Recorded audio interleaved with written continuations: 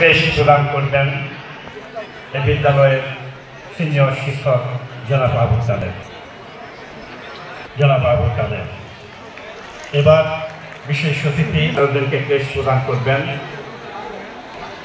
120 বছর সদস্য জনাব মাজারুল ইসলাম সবুজ।